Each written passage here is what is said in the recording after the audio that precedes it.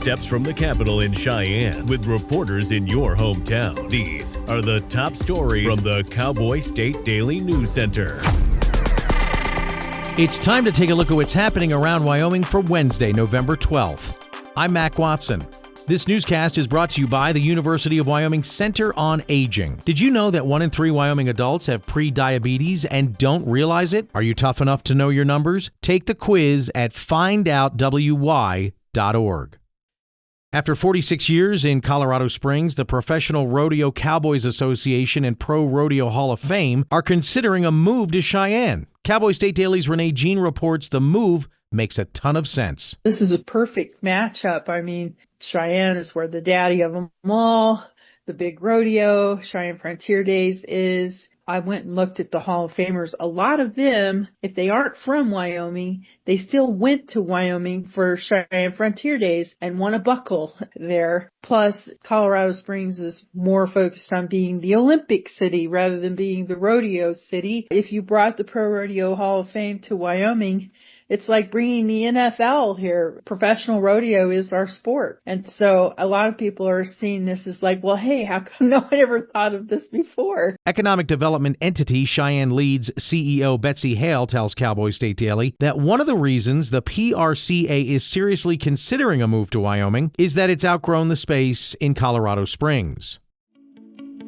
The Cheyenne City Council member Mark Moody is spearheading a proposal that would increase the fine for sleeping on city streets. Cowboy State Daily's Jackson Walker reports if passed, the fine would escalate considerably. The Cheyenne City Council is weighing an amendment to a city ordinance that would increase the fine for sleeping in city streets by 15 times from $50 all the way to $750. Cowboy State Daily also spoke to several business owners in an area that has a known homeless encampment there. And those individuals said that they're not necessarily concerned either by the homeless population there. One business owner told me they're human beings and expressed a willingness to support them in any way possible and said that this increased fine is only going to make the situation worse rather than helping these individuals get into a better place. The proposal will go through the Public Services Committee, where it will undergo discussion before being brought up at a future City Council meeting for a second reading, during which members of the community will have an opportunity to give public comment.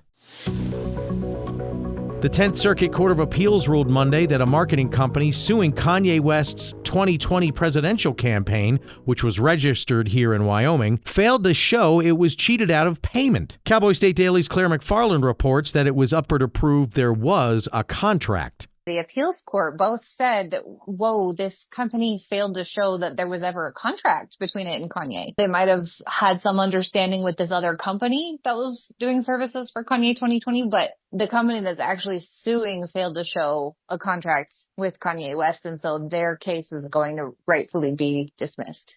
SeedX Inc. was a marketing company that accused the Kanye 2020 campaign of denying its payments for services it said it provided West's presidential campaign, lost in court in April. U.S. District Court Judge Alan B. Johnson of Wyoming dismissed the case without prejudice, which means SeedX could reorganize and file a better version of its case if it wishes. The future of more than 3 million acres of federal land in southwest Wyoming remains uncertain under a resource management plan that has been debated and revised numerous times. Outdoors reporter Mark Hines spoke with some outdoor enthusiasts, and they say out of the 3 million acres that encompasses the RMP, the Greater Little Mountain area should remain untouched.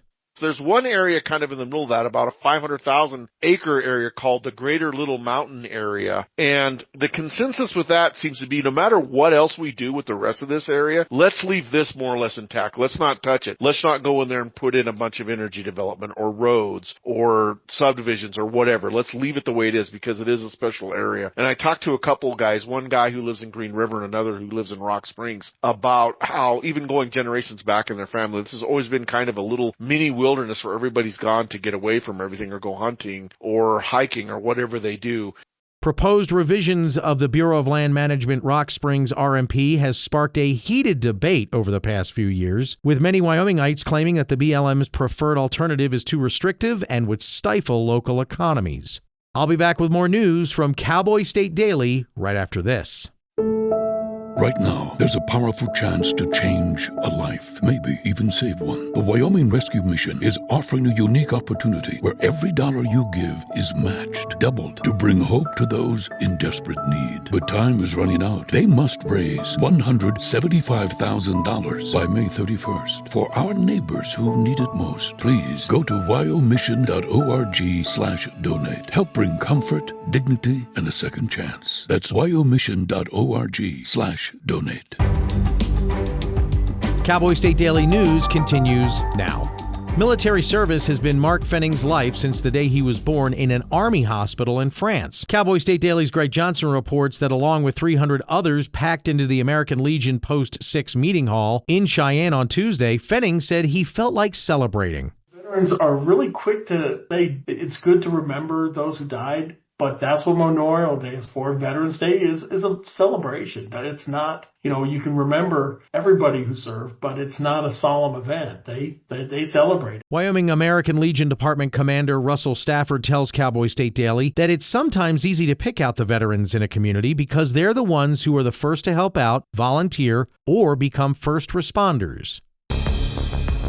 Wyoming's largest teachers advocacy group and 8 school districts are urging the state Supreme Court not to pause a judge's order requiring more money for school staff, lunches, and technology while the state appeals the ruling. Cowboy State Daily's Claire McFarland reports why the Wyoming Education Association and the school districts filed an opposition to the Wyoming Attorney General's office's earlier request. The Wyoming Education Association and 8 school districts fired back late last week saying, we don't want the Wyoming Supreme Court to pause a judge's order to give lawmakers breathing room so they don't have to meet this new basket of goods. The state had said, whoa, give lawmakers some time while this appeal is ongoing because we don't know if this judge's mandate, like that there needs to be one computer for each kid and mental health counselors in elementary school and stuff like that. We don't know if this mandate's going to hold. So why don't you back off and just let them legislate? And Wyoming Education Association fired back and said, no, we think this mandate's going to hold.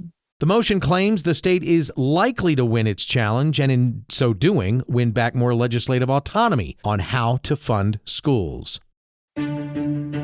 2 local historians are researching and sharing the lives of Campbell County veterans buried in Gillette's Mount Pisgah Cemetery. Cowboy State Daily's Jackie Dorothy reports that their work digs into the veterans' backgrounds so their service members are vividly remembered. The reason that they're preserving these stories is for the children.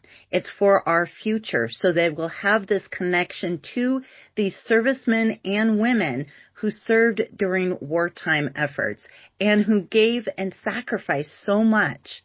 They don't want them to be forgotten, and this project helps bring them to the forefront. More than 1,000 veterans are buried at the cemetery in Gillette. Rockpile Museum Youth Coordinator Penny Schroeder and veteran Greg Bennick tells Cowboy State Daily that they research about 12 veterans every year.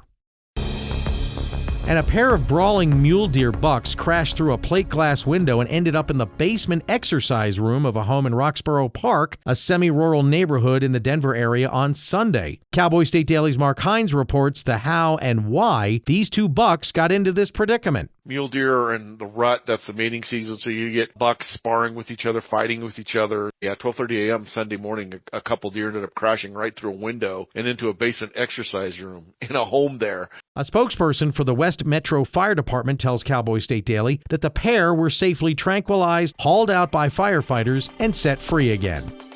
And that's today's news. Get your free digital subscription to Wyoming's only statewide newspaper by hitting that daily newsletter button at cowboystatedaily.com. And you can listen to this newscast each and every day by clicking subscribe on our YouTube channel or listen to us on your favorite podcast app. Thanks for listening. I'm Mac Watson for Cowboy State Daily.